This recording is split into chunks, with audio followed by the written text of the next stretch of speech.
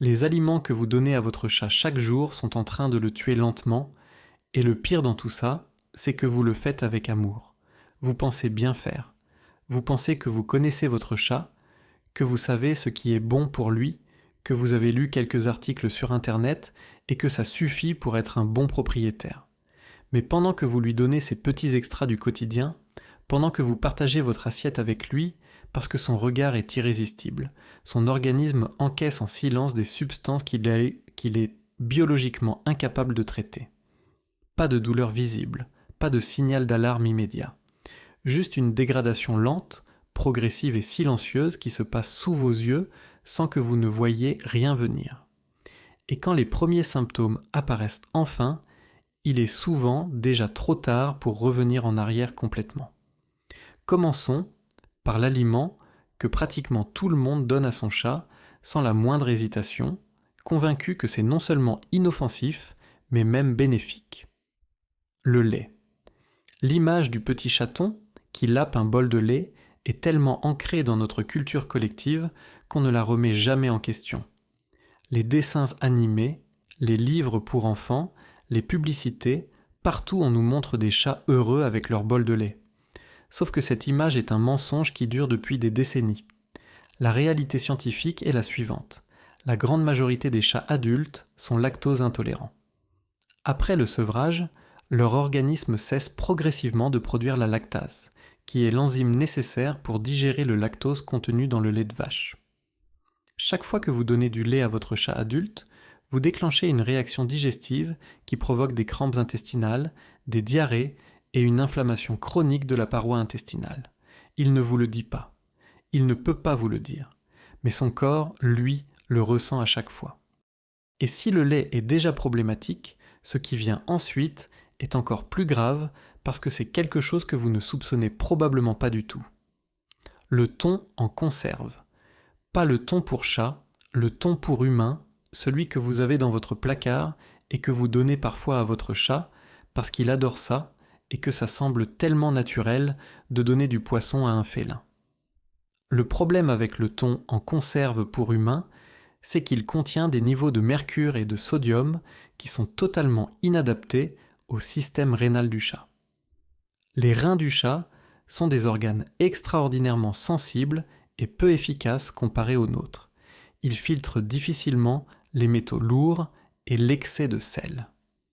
Une consommation régulière de thon en conserve provoque une accumulation progressive de mercure dans les tissus nerveux et une surcharge rénale chronique. Et il y a encore autre chose avec le thon. Il crée une dépendance alimentaire réelle. Le goût est tellement intense que votre chat finit par refuser toute autre nourriture, ce qui l'enferme dans un régime alimentaire profondément déséquilibré dont il ne peut plus sortir seul.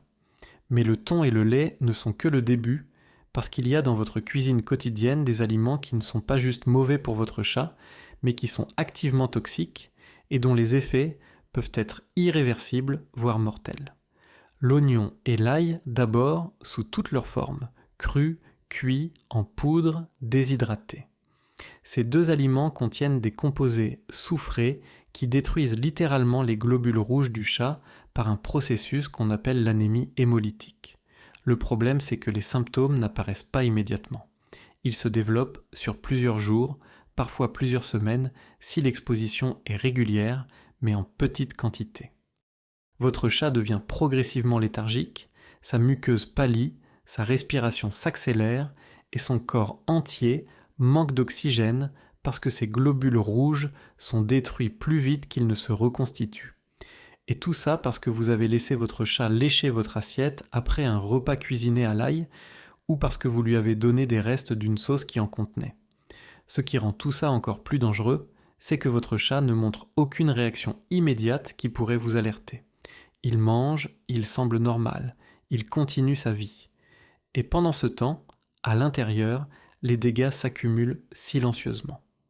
C'est exactement la même logique avec le chocolat, que certains propriétaires donnent encore en 2024 en pensant que c'est une petite gâterie inoffensive. La théobromine contenue dans le chocolat est une substance que le métabolisme du chat est totalement incapable d'éliminer efficacement. Là où un humain traite et élimine la théobromine en quelques heures, le chat met plus de 20 heures à la métaboliser partiellement. Elle s'accumule donc dans son organisme, attaque son système nerveux et son cœur, provoque des tremblements, des convulsions, des arythmies cardiaques et dans les cas graves, la mort. Et plus le chocolat est noir, plus la concentration en théobromine est élevée, plus le danger est immédiat. Il y a ensuite un aliment dont personne ne parle jamais et qui est pourtant présent dans énormément de foyers, les raisins et les raisins secs. Ce qui est particulièrement troublant avec les raisins, c'est que les scientifiques ne comprennent pas encore exactement quels composés provoquent la toxicité. Ce qu'ils savent avec certitude, c'est que même une quantité infime peut provoquer une insuffisance rénale aiguë chez le chat en l'espace de quelques heures. Des cas ont été documentés où des chats ont développé une défaillance rénale complète après avoir consommé seulement 2 ou 3 raisins. 2 ou 3 raisins. Et comme pour beaucoup de ces toxiques, les premiers signes, vomissements, léthargie, perte d'appétit, ressemblent tellement à une simple mauvaise journée que la plupart des propriétaires attendent, pensant que ça va passer. Parfois ça passe, parfois non. Mais si tous ces aliments sont dangereux de façon ponctuelle ou cumulative, il y a une catégorie d'erreurs alimentaires qui est encore plus répandue et qui fait des dégâts sur le long terme d'une façon que la plupart des propriétaires n'imaginent pas. Les croquettes bas de gamme. Ces produits qu'on trouve partout, dans tous les supermarchés, souvent achetés parce qu'ils sont pratiques et économiques, sont composés en grande partie de céréales, de sucres cachés, d'arômes artificiels et de sous-produits animaux de qualité tellement médiocre qu'ils sont à peine classifiables comme protéines. Le chat est un carnivore strict. Son système digestif, ses besoins métaboliques, sa physiologie entière sont conçus pour fonctionner avec des protéines animales de haute qualité et très peu de glucides. Quand vous le nourrissez avec des croquettes bourrées de céréales et d'amidon, vous forcez son organisme à traiter des nutriments pour lesquels il n'est tout simplement pas équipé.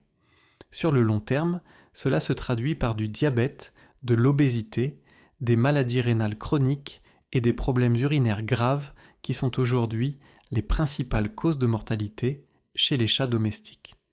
Et voilà où on en arrive, parce que tout ce qu'on vient de voir ensemble pointe vers quelque chose de fondamental que l'industrie de l'alimentation animale préfère que vous ne compreniez pas trop clairement.